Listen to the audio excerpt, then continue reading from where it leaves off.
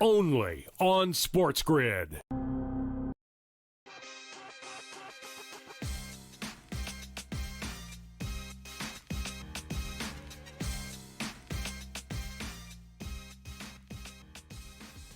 Game time decisions live on SportsGrid on a Thursday night. Kevin Walsh and Gabriel Morency, great to be with you guys here. And it is a quieter night, I would say. No NBA postseason action. Only a few Major League Baseball games. NHL does step up, though, Gabe, here with a couple, including your Montreal Canadiens looking to take control back in this series. Listen, it's not a quiet night tonight, Kevin. It's a hockey night tonight. It's hockey night in America tonight. And I'll tell you what, this is a great opportunity for the National Hockey League to showcase itself. And the numbers have been really good. The USA winning the gold medal did provide a spark as far as American television ratings were concerned post-Olympics. The Montreal Canadiens and the Tampa Bay Lightning got like 2 million viewers, right? That's solid, right? Like really solid for the National Hockey League, Kevin. And Saturday night, Game 6 between the Sabres and the Canadiens gets center stage Saturday night, 8 o'clock Eastern, ABC television. So the NHL is going mainstream this week. We could debate why the NBA doesn't have a game tonight and they're going to have 2 games tomorrow. That's another story, but big hockey night tonight, Kevin, but I get it. Like if, you know what I mean, you look at the sports betting board compared to last night, and let's not forget, we do have some WNBA basketball and a little baseball tonight. And for the record, Will Smith batting leadoff tonight for the Los Angeles Dodgers for the first time in his career, as Dave Roberts put all the Dodgers' names in a hat and shook them up and said, all right, this is my lineup tonight. Listen, I don't blame him if Ohtani's not out there. Might as well have fun. I'll tell you what I'm surprised we don't have tonight, Gabe. A National Football League game. I mean, with the way that they're dropping games, I mean, they might be like, hey, listen, guys, new idea. May exhibitions. May exhibition. Everybody's going to play once during the month of May. Like, it's just, I can't stand it. I know I'm probably on the outside. Everybody's so excited. There's an NFL game on every single night from September to February. I think it's crazy. The NFL season starting on a Wednesday is ridiculous. Now, not only that, they're starting on a Wednesday. They have a Wednesday night Thanksgiving game now. They have the 3 Thanksgiving Day games. 5 Christmas games now. 5. Number one, I don't know what Adam Silver ever did to Roger Goodell. Like, did they know each other in college? Did he steal his girl or something? Did Roger Goodell say, I'm going to ruin Adam Silver's life? Right? Like, it used to be like the NBA was Christmas, then the NFL sort of came in. Now the NFL just, like, dropped the bomb. Yeah, we're going to play 4 games Christmas Day. We're going to play a game on Christmas Eve. Now, at what point is it too much? I guess we're going to find out, right? But, well, Kevin, like, are you trying to separate families? I'm not even kidding. I'm not even kidding.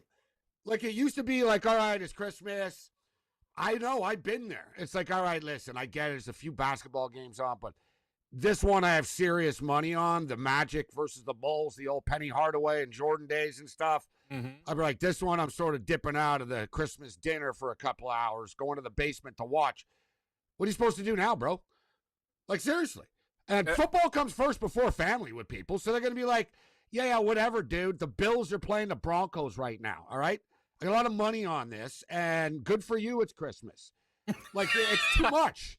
No, it's too much. Like, it's one thing to say, all right, enjoy your Christmas with your family with a game, Kevin. It's another thing to say, yeah, here's 4, and they're all top-tier games.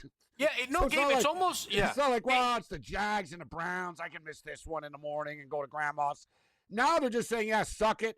Screw it, Santa Claus. We are the new Christmas.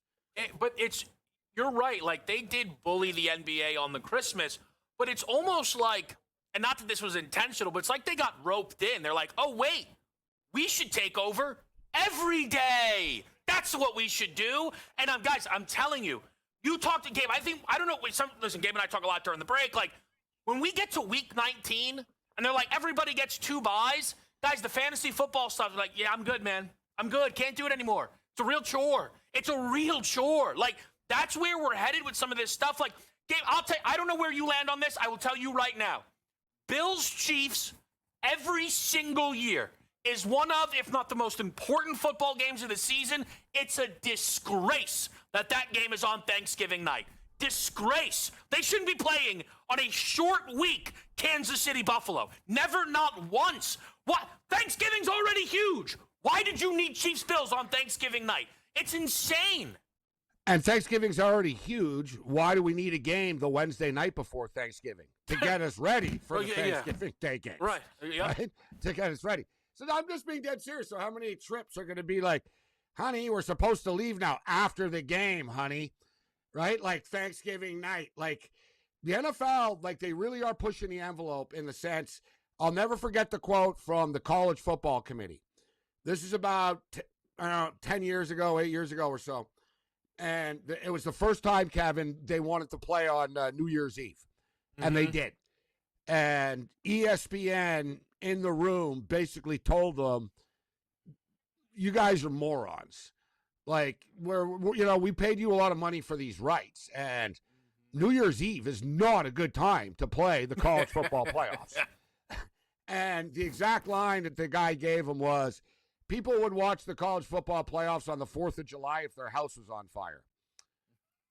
Like just taking it for granted that basically, you know what? No. People will watch no matter when it's on because they love it so much. Had the lowest ratings ever for the college football playoff on New Year's Eve. And then they admitted after, maybe we shouldn't have these on New Year's Eve in the future. Right? Like, like, my whole point was they got cocky. They just sort of assumed, no, people will throw out their New Year's Eve plans, right? We're bigger than family. We're bigger than New Year's Eve. We're bigger than, and listen, not everybody's single. Like some people have lives, families, kids. Yeah. It's a tall ask to ask them. You get into fantasy sports. And, the one thing, too, guys, about the National Football League that makes it so popular with the betting, like, we all wonder, why is it football? What is it? Football has some spell over people. It's once a week. Johnny Jackass can go to work 5 days a week, not pay attention, listen to a couple of talk shows. He sees every game. The casual fan doesn't see every Boston Red Sox game, right? Casual, you don't see every Yankee game. Unless you're diehard George Kurtz sitting at home watching every inning, right? You don't see it all, right? Unless you're like these diehards. You don't see it all. NFL, it's once a week. You're an expert. No one's seen it more than you. I saw the same game you did. I play fantasy football once a week. I don't have to do this every day. I log in on Thursday, don't put my team in, and I kick back for the week. Right? And people don't want the constant interaction, Kevin. That's what they like about the NFL. The in and out. Yeah, give me a Monday Night Football. Can't wait after a long day of work. Now it's like, Monday Night Football, Wednesday Night Football, Thursday Night Football, Friday from Brazil, Saturday. Dude, they're going to have 5 weeks games, Kevin, of games on Saturdays this year. We're going to get to a point, Gabe. Tuesday's going to be the only Kevin, night in the off. old days. I'd be like, oh, man, it's Christmas week. We get those Saturday NFL games for the first time. And it was special. Now, they're starting Saturday in week 13. It's crazy. Hey, guys, we're going to get to a point. The only NFL off day is going to be Tuesday. Yeah, and that's bothering them. It's silly, they want to get and for the record, guys, Tuesday is their day off. Tuesday is the NFL Players Association day off. Everybody has a day off. That's why they don't play Tuesday. Otherwise, they would. Otherwise we'd be doing seven days a week. But this is the thing that people don't understand, right? People go, I'd do anything for NFL 7 days a week. No, you wouldn't. You know how I know? Because you can't handle baseball 7 days a week. You can't handle basketball 7 days a week. You can't handle hockey 7 days a week. You can't handle it. You can't. You don't. You right now don't in your life. You do not want the NFL 7 days a week, nor 6 days a week. That Wednesday, that Seahawks-Patriots game, Gabe and I talked about it. The WNBA season snuck up on everybody. That shouldn't happen. Seahawks-Patriots will sneak up on people. That's the worst season opener as well. It was the most boring Super Bowl ever. And by the way, excellent job making sure we have to talk Vrabel Rossini on the opening game. I can't believe they didn't sidestep that. Seahawks are -4. Yeah, I feel like the Seahawks now.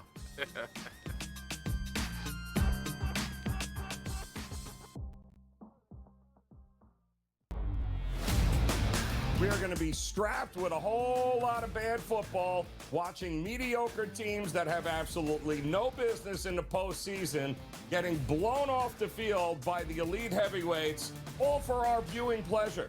They are even willing to trample right over the historic Army-Navy game, which apparently, we'll figure out at one point where we can play this game. The Early Line, only on SportsGrid. I don't blame David Stearns at all for looking at the team and saying, hey, look, with this high payroll and with all the players we have, Donnie, they have not won anything. They did not even get in the postseason last year. So they're like, all right, let's break it up and try something new. But their new plan has not worked. It doesn't look good on paper. It doesn't look good in the standings. Even if the Mets were to play okay the rest of the season, I think their season is a wrap. Pro Baseball Today, only on SportsGrid.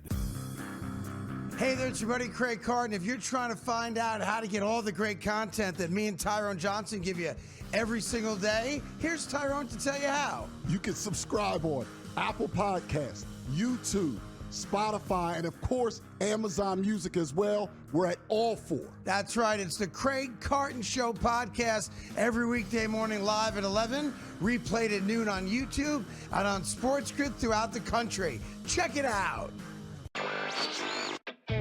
Betting growth was up about 40% year over year in March. So some of that obviously was the NCAA tournament, but a lot of that is because DraftKings and FanDuel were coming to town and bringing a lot of money with them. It was about $87 million was bet in the month of March, which is not only a March record, but it's a record for Arkansas in general. And it was really interesting to note too, DraftKings and FanDuel were only active for about 12 days. Newswire, only on SportsGrid.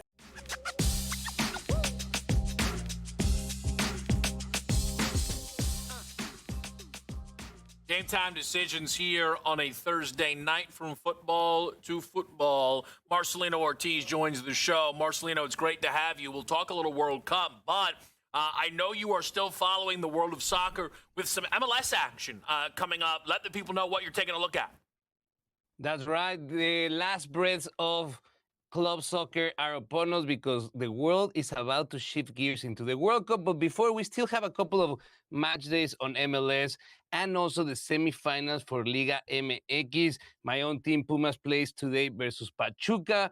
I think that Pumas has the edge. They are visiting Pachuca. Pachuca is really strong at home, but Pumas has been just very explosive. And after edging America on the quarterfinals, I feel like they have an edge. So take a look at that game later today. But over the weekend, my friends, we have great games, starting by Nashville versus LAFC. I think that's the biggest game that we're going to have this weekend. LAFC is not in a good place right now. They have lost the last 3 games.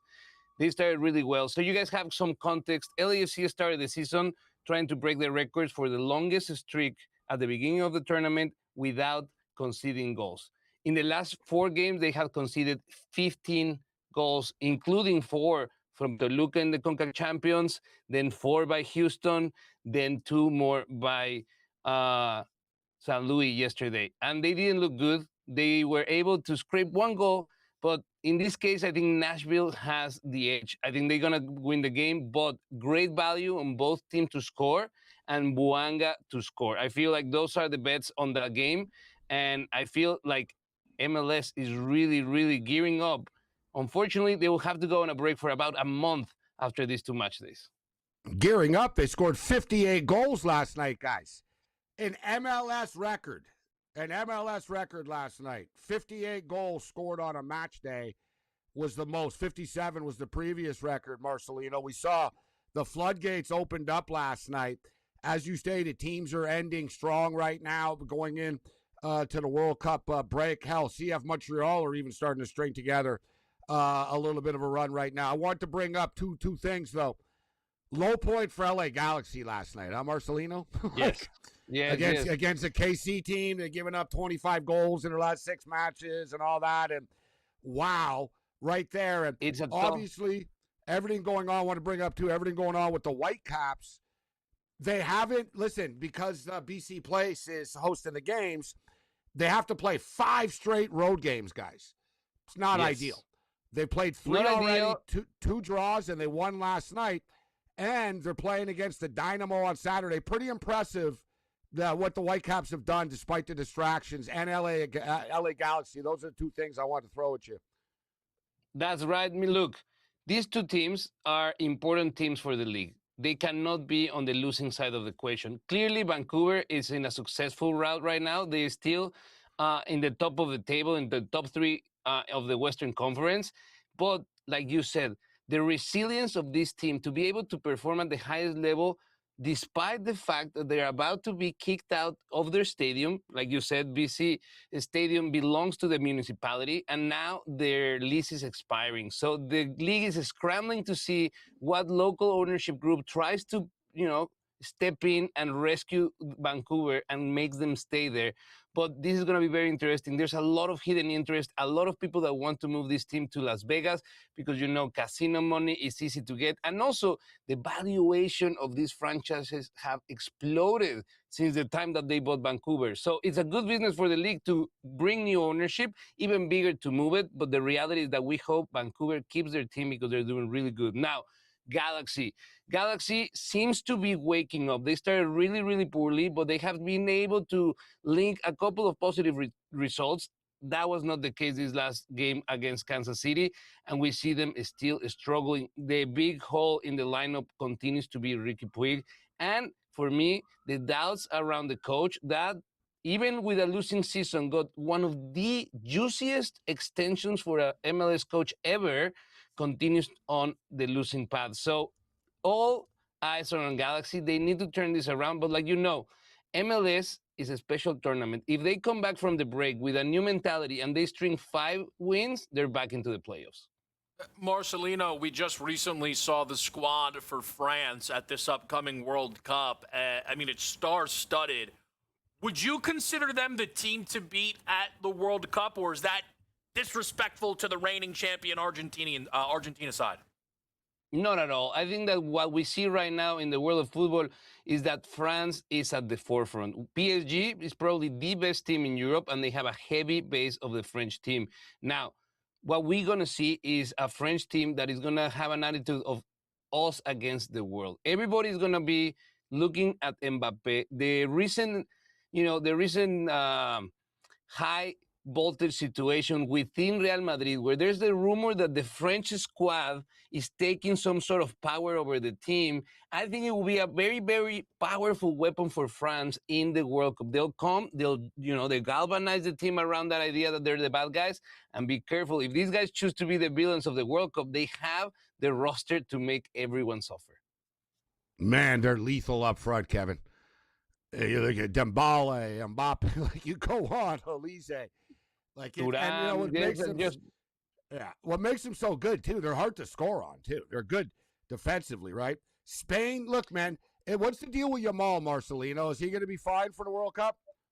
He will be playing on the World Cup, but he won't be playing in the first 2 stage group. I think that it's okay for Spain. They can afford to play with other players. This is also another stacked team. So having Lamine Yamal as a massive reinforcement for the 3rd group stage or for the playoffs will be a great asset for Spain. Now, injuries are weird. Injuries are capricious, and it's all a matter of time. We'll see if the communication between the doctors, the national team, and the club enables him to recover as quickly as possible, because a World Cup without the best young player in the world wouldn't be as fun.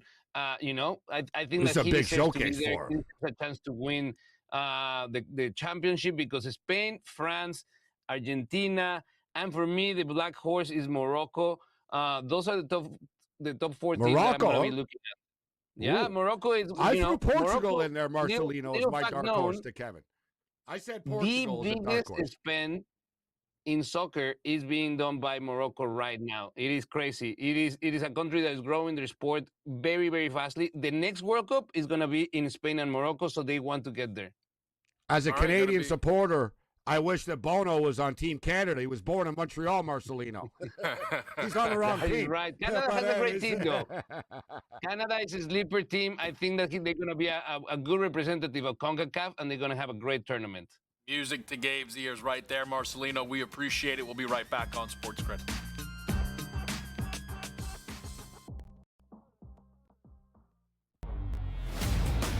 We are going to be strapped with a whole lot of bad football, watching mediocre teams that have absolutely no business in the postseason getting blown off the field by the elite heavyweights, all for our viewing pleasure.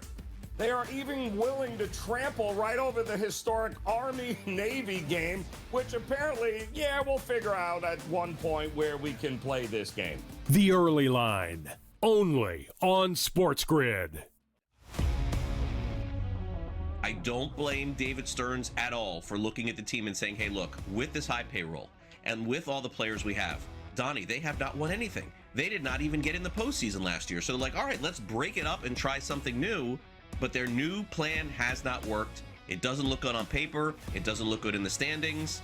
Even if the Mets were to play okay the rest of the season, I think their season is a wrap. Pro Baseball Today, only on SportsGrid. Hey there, it's your buddy Craig Carton. If you're trying to find out how to get all the great content that me and Tyrone Johnson give you every single day, here's Tyrone to tell you how. You can subscribe on Apple Podcasts, YouTube, Spotify, and of course, Amazon Music as well. We're at all four. That's right. It's the Craig Carton Show podcast every weekday morning live at 11, replayed at noon on YouTube and on SportsGrid throughout the country. Check it out. Betting growth was up about 40% year over year in March, so some of that obviously was the NCAA tournament, but a lot of that is because DraftKings and FanDuel were coming to town and bringing a lot of money with them. It was about $87 million was bet in the month of March, which is not only a March record, but it's a record for Arkansas in general. And it was really interesting to note too, DraftKings and FanDuel were only active for about 12 days. Newswire, only on SportsGrid.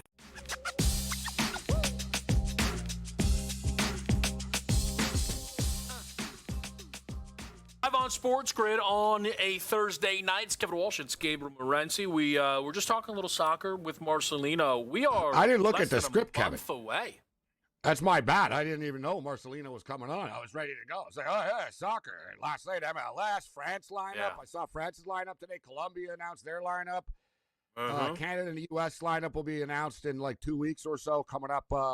It's around the corner. But I can tell you here in Vancouver, people are starting to get World Cup fever.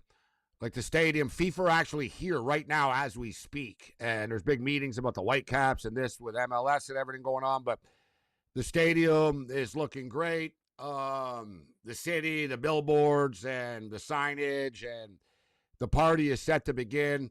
The concerts, Kevin, I'm going to see Motley Crue. Motley Crue are playing as part of the World Cup festivities here in Vancouver. So, yeah, I'm locked and loaded, ready for some World Cup soccer in person. It's going to be awesome. And on top of that, all the live concerts. And I can't wait just to meet people from around the world, man. Look, I'm going to get out. I'm not staying in for this. Like, I'm just going to go out and watch in the square with people. I'm going to go down to the bars and stuff. Like, Belgium are playing here. This is my chance to go hang out with a bunch of Belgium fans, man. You know what I mean? I'm going to go out, soak in the passion of World Cup Belgium game. You know what I mean? I can't wait for this. It's going to be awesome. It's also a really nice little month run, if you will, just for the sport as a whole. A lot of these leagues, because international play is so important to all these countries, they run on somewhat similar schedules. But I'll just use the Premier League, Gabe. You have the last 2 weeks, sets of games are coming up. The 24th is that final Sunday match day. A week later, the 30th, we get that Champions League final that That's what's wild to waiting me, for. Kevin. You know how many guys, like everybody playing in that Champs League are playing in the World Cup? That's wild, isn't it? It's like, I'm playing in the Champs League, and I got to get on a plane because I got a World Cup game in 6 days. No rest. Absolutely. Like, if you're Dembele, I gotta go. if you're, 100, Saka, and if there's you're a no World rest. Cup team, Kevin, you imagine just holding your breath, bro. PSG, numerous players on France are on that team. Mm-hmm. And what are you going to tell PSG? Yeah, listen, we think you should take it easy. Right. Like, But it doesn't work that way. This is the sport, right? Like, it's not. Soccer's relentless. The schedule, Kevin, it's crazy. I know as a diehard Whitecap fan and supporter and stuff, there's too many games. You talk about the NFL.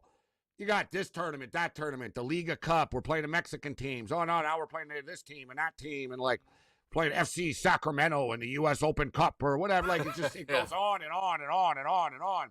But as far as the World Cup is concerned, it's, the biggest spectacle in sports. The world really is watching. There's people from Niobrara to Nebraska. Like, you know what I'm saying? Like, everybody in the world is watching every game.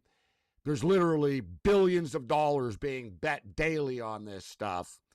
And it's just as good as it gets. And let's be real, from us in a North America perspective for a lot, Kevin, it's a great appetizer to buy time for NFL football, right? The summer can be hard sometimes when it's just baseball. I love, like, we've been spoiled. Yeah, the Olympics, the Euro Cup, the World Cup really fills the void. And then through the World Cup, next thing you know, man, boom, NFL preseason's going to be here. Yeah, it's going to move quickly. One of the reasons I said I think the NBA should look into maybe moving their calendar around if the NFL is going to operate the way they are. Like, if the NFL is going to run, Gabe, deep into February at this point, is it really worth the NBA starting in October and leaving June, July, August, this wasteland that it is? It doesn't really make sense anymore for the NBA to operate like this, Gabe. It's not a bad take. I mean, we can go on and on about that as far as readjusting things. I've always said, I mean, basketball is a summer sport. Absolutely. It makes no sense. It makes no sense for the National Hockey League to be playing the Stanley Cup Finals in late June. Let's just call it off what it is. Yeah. I grew up in Montreal, guys, and it was like, to me, I thought it was an annual parade. The Canadians won 6 times in my first 10 years of living, right? So as a kid, I was like, oh, it's the parade again, right? The Canadians parade. I didn't realize it's like, they're winning all the time. But I have a picture. I have a book here of the history, and it's funny. Like, you see a picture, Kevin, May 13th, May 16th, Guy Lafleur whole Stanley Cup at parade. It's like mid-May. It was already over, right? I went to the Stanley Cup Finals a couple of years ago. It was July 3rd. And I couldn't wear my hockey jersey, Kevin. I had a jersey on. I had to carry it to the arena. It was too hot.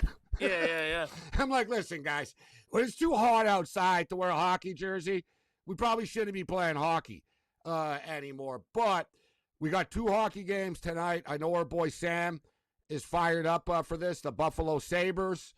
Yeah. Can their fans match the intensity of what the Canadian fans have brought? But with that being stated, Canadians are better on the road, Kevin, than they are at home. They're only 2-3 with all that home magic and that crowd. So, big-time game tonight. Series tied at 2. Yeah, tight lines in both games with Anaheim and Vegas as well. We'll break those down after a quick commercial here on SportsGrid.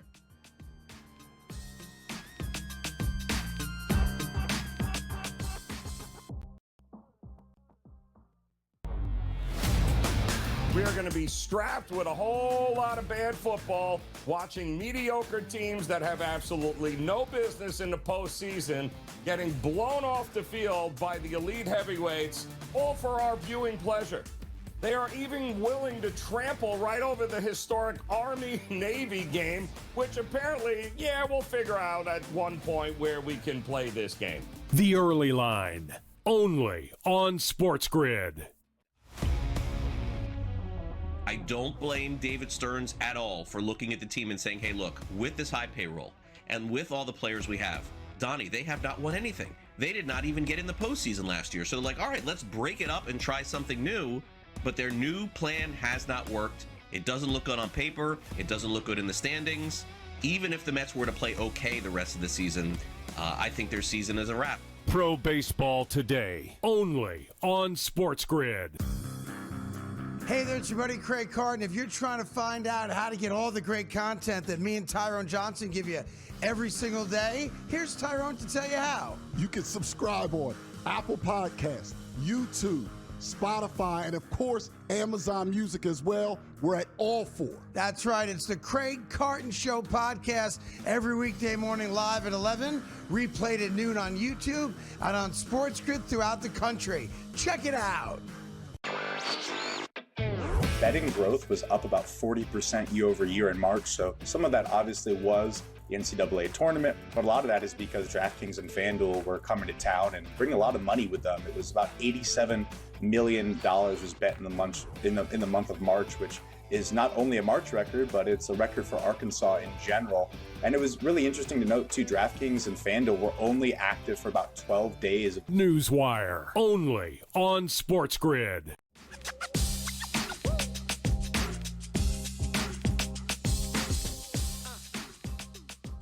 Okay, here with the guys on SportsGrid, and two massive games tonight in the National Hockey League. We've got a 2-2 series between Buffalo and Montreal. We've got the Vegas Golden Knights trying to close out Anaheim on the road. And the thing that continues to surprise me, for me, with this series is how they price the Buffalo home games. Because to me, the way the Sabres played in the regular season and that conversation, I felt that they were being discussed as one of the best teams in hockey. They are not seen as really even better than Montreal. They're favorites. They're at home. I see a minus 115 on Buffalo right now. Like, Buffalo were flirting with being favorites in Boston last round. It's really eye-catching to me, Gabe, the way they are pricing this series. It is interesting, and from a handicapping perspective, this is what I like about playoff series is, and Buffalo are being disrespected. I talked about Montreal being disrespected against Tampa in the first round, Kevin. Similar situation. Tampa were minus 160, they were minus 180 at home once. Montreal the other night, minus 160 or whatever at home. They go on the road. Buffalo go back home, and Buffalo are the ones that are the higher seed, minus 115. Right? Like the odds makers do believe that, I don't know if they believe the Canadians are better or they're getting more Canadians action. Right? That could be something in play as well.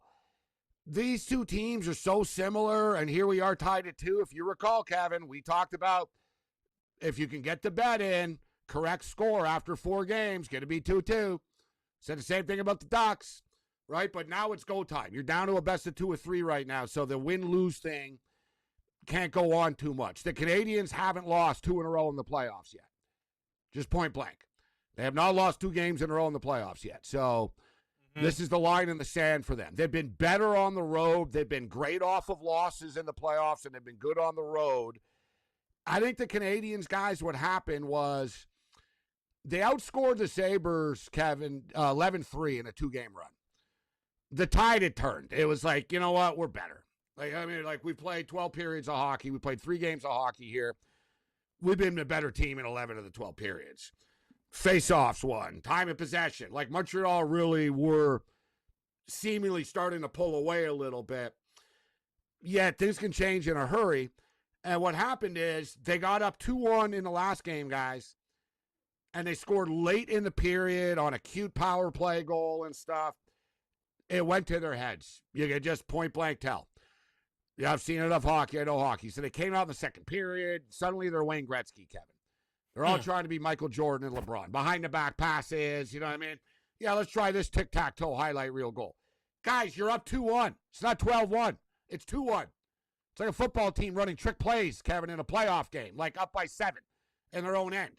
It's like, guys, like, what are we doing? Like, unless you're Dan Campbell, what are we doing?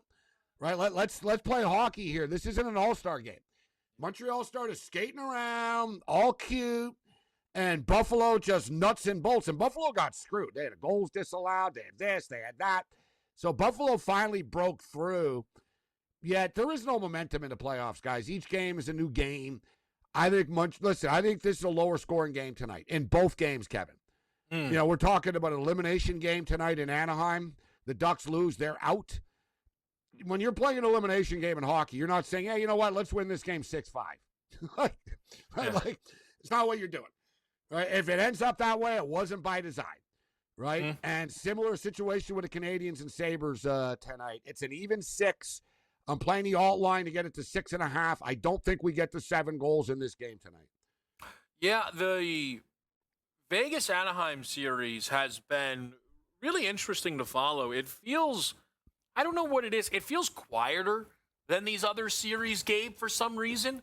Maybe that's the Buffalo games are more exciting. I don't know if it's the West Coast. They don't have the same passion. I don't know what it is, Gabe. I don't even mean when I say I don't even mean the crowds, Gabe. Like, I just feel like the the buzz around the series. Like, when we break these games down, like, and I don't think it's because you're a Montreal fan and Sam's a Buffalo fan. Like, I just, there's something about Anaheim, No, it's Vegas been an that hasn't afterthought. popped. Yeah, Same agree. thing with the Utah Vegas series. It was like, oh yeah, and Vegas are playing tonight against Utah, and their games were going to double overtime, and it wasn't like, oh my God, what a series. It was more like, yeah, whatever. Like, it was like, right? It was just sort of that, Vegas aren't the most exciting team.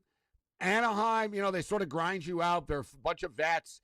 Anaheim are the younger, sort of explosive team that are battling along here. But I think Anaheim still has another bullet left. I don't think they're ready to tap out yet. Joel Quenneville's like a 3-4-time Stanley Cup champion, their head coach. So he'll say the right things. They won't be overwhelmed by the moment. And one thing with Vegas is, I mean, you can't take anything away from them for winning in overtime, Kevin, but they've won a lot of games in overtime. Like, there's a lot of games where it's like, yeah, you guys really weren't the better team, but you won. But that counts, right? Every goal counts. But can I say, Gabe, with that idea they're quickly? in a good spot. But I think the Ducks are the play tonight, personally. Yeah, but Gabe, because I hear both, you and Sam talking about Carolina. I don't want to dismiss 8-0 at all, okay? But Montreal and Buffalo are both obviously better hockey teams than either Ottawa or Philadelphia. I don't think anybody would disagree with that. And not by much. No? Not by much. Not by much by Ottawa, no. Even if you look at the standings stuff, Ottawa had problems. I hear what you're saying. The thing is, Kevin, it's all matchups, right? Buffalo and Montreal are the same team, essentially. Yeah. They both skate. They both play up tempo. They both want to score. They're both young. Like, Carolina are just lockdown, bro. Carolina are just 4 lines of constant dudes in your face, constant skating. They wear you out. Stylistically, it's not a good matchup for Buffalo or for Montreal. And this is why I believe, and a lot of people believe in the hockey world, Kevin, that the Canes are the only team that can deal with the Avalanche. Similar situation. You look at the Minnesota Wild. If not for the Avalanche, the Wild are probably going to the Stanley Cup Finals. They are going to the Stanley Cup Finals. Not probably, they are. All right, The Wild are that good. But the Wild are like Colorado. The Wild fly around, they play wild, and they fly around. They got a bunch of skill. They put the puck in the net. You just tried to out Colorado, right? At least Carolina's going to, it's classic football, Kevin. The high fly power attack against that nuts and bolts defense, and we run the ball.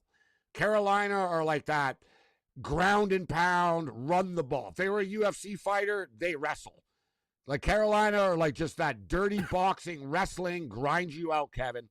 And they're the ones that I believe that have the shot to beat Colorado. Yeah, I'm again, I don't want to be dismissive of Carolina whatsoever. It's a fair point with Ottawa, you can dismiss, and Sam agreed. You heard me and Sam talk earlier. Sorry, Kevin, but it's a stone cold lock. Colorado to win, to go to the Cup. Carolina's going to the Cup. Oklahoma City's going to the NBA Finals. There's your parlay, plus 161. Okay, yeah, you already looked at those odds. Yeah. Yes, sir. But you know what's, so this is the one thing I've always, like, it's plus 161, Gabe, right? Which does plus mean, 168, actually, too. I double did it another book. Plus 168. Yeah, but Gabe, what that means is it's not, the odds say actually one of those teams won't get there, right? If it's plus money, the odds, so let me ask you this. What's the least likely for you of the 3? What do you feel least confident about of those 3 items? As crazy as it sounds, Oklahoma City. It's to win or make? To make, just to make the finals. Wow. I can't imagine them not in the finals. I think San Antonio have a better chance of beating Oklahoma City than Montreal or Buffalo of beating Carolina do. And I don't think Vegas or Anaheim would beat Colorado. Right. Because same thing. Anaheim skate around. They're young. They would not beat Colorado. And Vegas and Colorado, Vegas would be a pain in the ass for Colorado. Maybe it goes 6 type of deal, but they wouldn't beat them in a 7-game series. Mm-hmm. Yeah, I mean, listen, obviously more the NBA. Like, I think Oklahoma City's kind of fine. They have some of the hypothetical lines out. How about my Cavaliers, Kevin? We didn't get to my Cavs. I got to tell you, I have not bet a side yet in that series. I knew this was going to happen, Gabe. I am now ready to It went pounce. over. Gabe, Game 6, I this will is it? be on Detroit. I will be. Now it's the road teams, baby. Now it's the road teams. We'll be right back.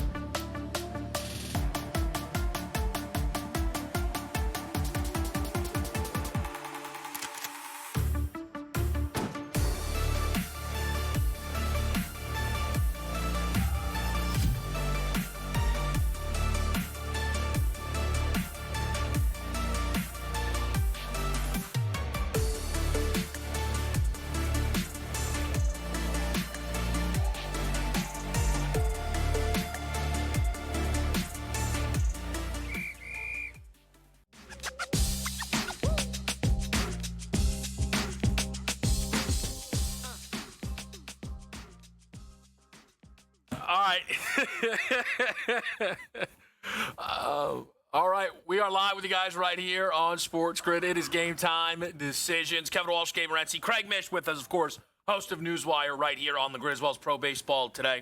And, Craig, early in this season, we see ups, we see downs, we figure out how concerning. Most of the times, hey, it's early. Cal Raleigh heads to the IL for what is actually the first time in his career. And I knew Cal Raleigh wasn't having a great season. Got to tell you, Craig, didn't realize he was batting a 161. I did not realize he was hitting 161. Would you say it is fair or unfair to say Cal Raleigh will end up being a one-hit wonder?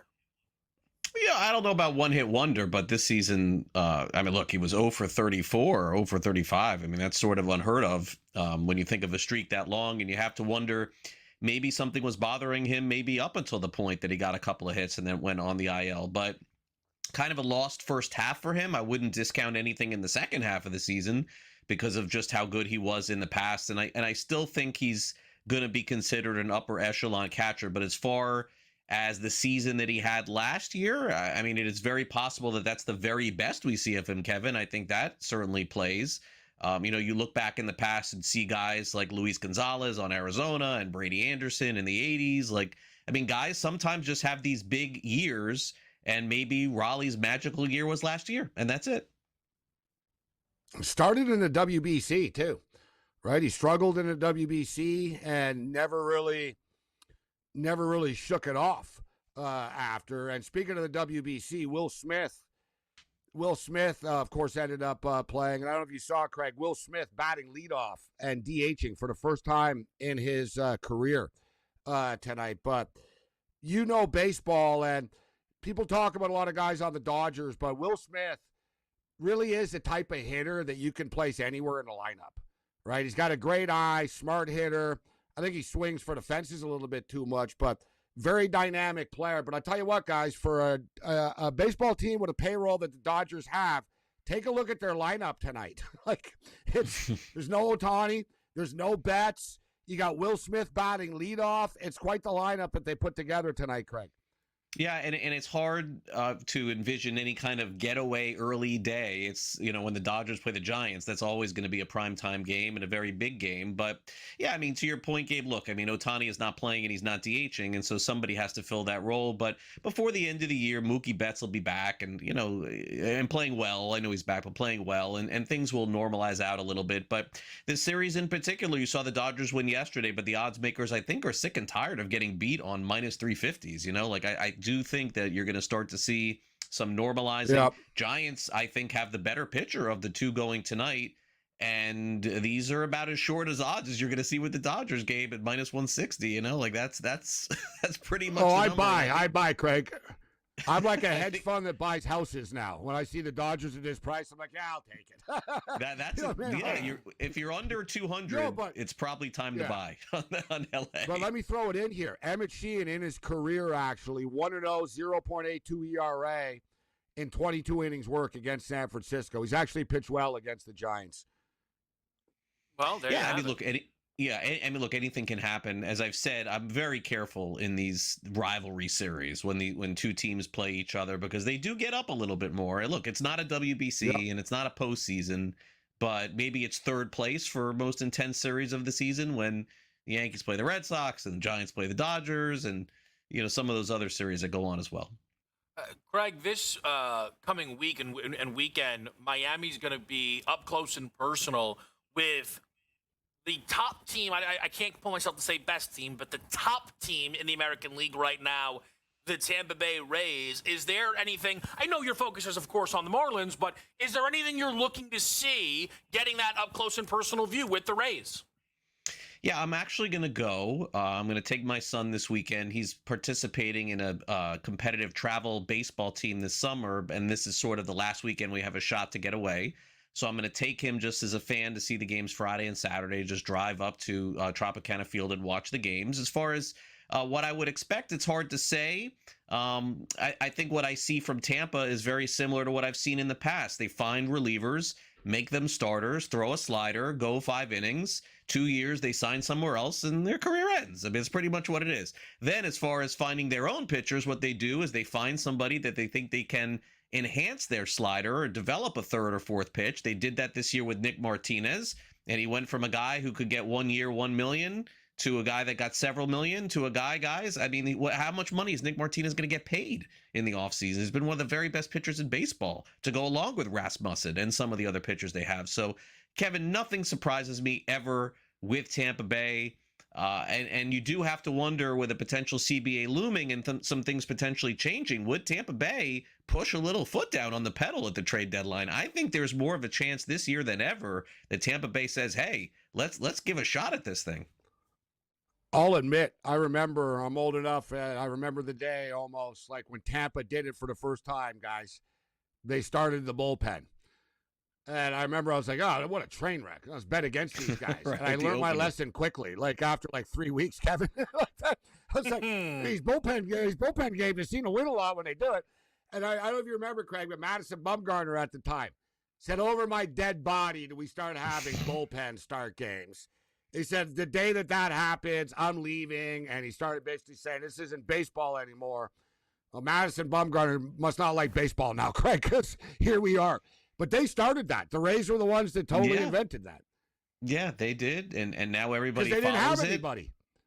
Yeah, and look, they still will do it now. I mean, it seems like this guy Schultens all of a sudden out of nowhere is a pretty good starter. And Griffin Jacks, if I'm not mistaken, they're starting him too, like as an opener too. Yeah, honestly, Gabe, no one has the answer for how Tampa Bay has had this success for the last 20 years, because it's tried to be replicated by every team in Major League Baseball with every general manager. I mean, the Mets GM and the Red Sox GM. Now the Marlins have their GM from Tampa Bay too. Click was with Tampa Bay. He went to Houston.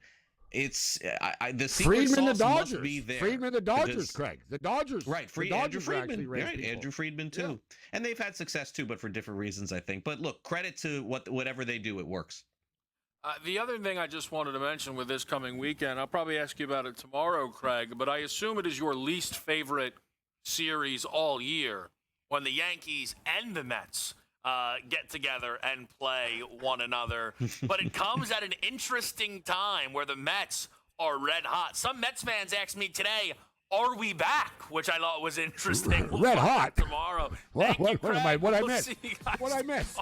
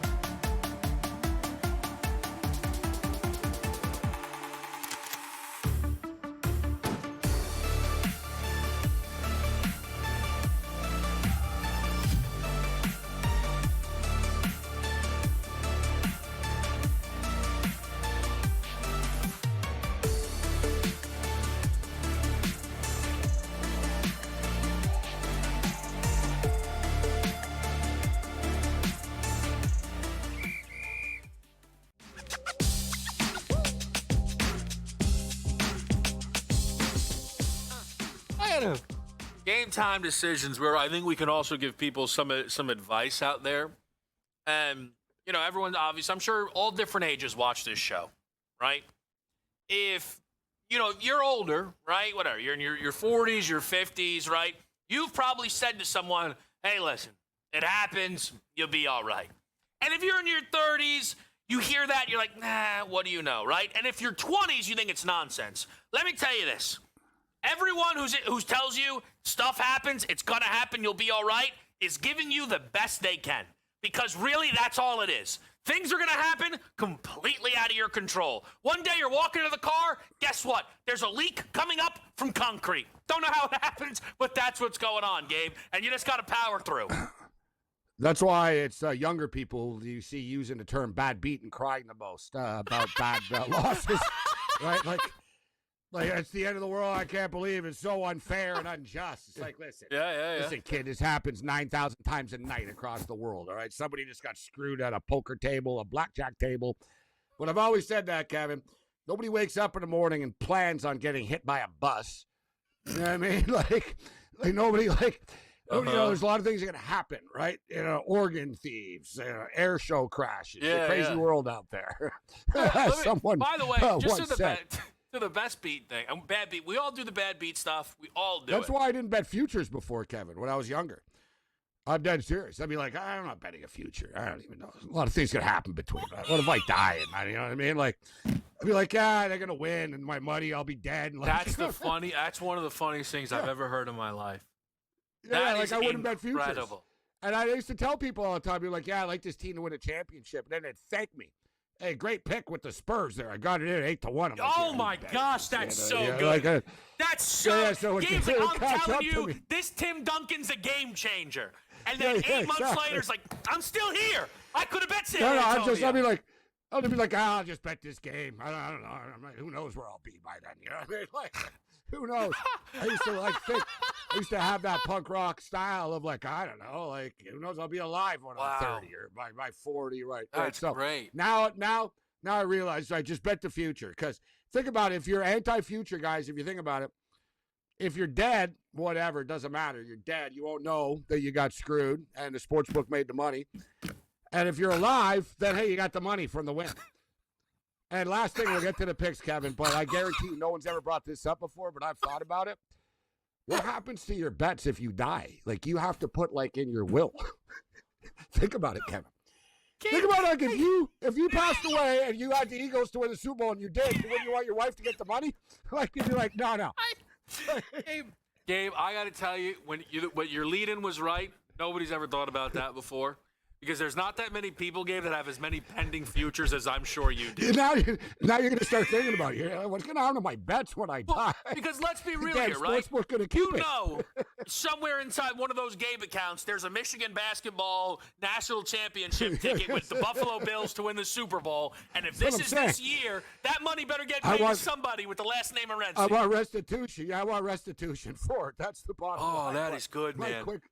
My quick picks tonight. I thought about like starting a legal service, like the legal will kit stuff. Concerned about your sports bets when you pass away, we'll handle your futures the way they should be. Call Morency and Morency Law We Firm. will not We handle cash all out. death and gambling and betting cases. We will not. Yeah, we'll make sure your money. We promise we will roll the Sabres to win the cup ticket just like you intended. Yeah, I'm going to put it in a trust. Yeah, roll it over. Exactly, even in dead. Roll it over on the Bills. Gosh. All right, Montreal Canadiens plus 105. Canadian Sabres under 6.5. All line minus 165. Ducks plus 100. Knights Ducks under 6.5. All line minus 135. Page Beckers over 1.5 made threes plus 140. Kevin, got to love that plus money. LA Dodgers minus 170. I'm surprised your girl Enrique Gumbawali doesn't make the card, although usually I say that. Well, he I goes, can't she give did. him a I ton, can't give but I out like every Olivia pick. Miles. I do. I like Olivia Miles tonight over 15.5. I do like Enrique over 17.5. I'm on the Red Sox money line. I think Ranger Suarez is better than Jesus Luzardo. I am on the Royals money line. Look, Kansas City's struggling with the White Sox this year, but I do not think they will be swept. Minus 135 is a good price. We were on Chicago yesterday. Gabe, Lynx, Wings, over 178.5. Yesterday, a couple of those unders came in. This is a circle back spot on Dallas with the total. Road teams are killing it as well so far to W. How about the Portland game last night? They came back on New York. They got a rematch tonight. I like the Lynx plus the 3.5 tonight, though. I think the line's a little high. Yeah, I don't disagree with you. That Minnesota team's not as bad as everybody thinks. Pa has 2+ hit run RBI. Jason Zucker to record a That's all Chris had to do to get Gabe to compliment his pick. He's been trying for months, and he finally learned this formula. Get a Dodger. Get a Dodger. Braves run line for AJ. We'll see you tomorrow. We'll see.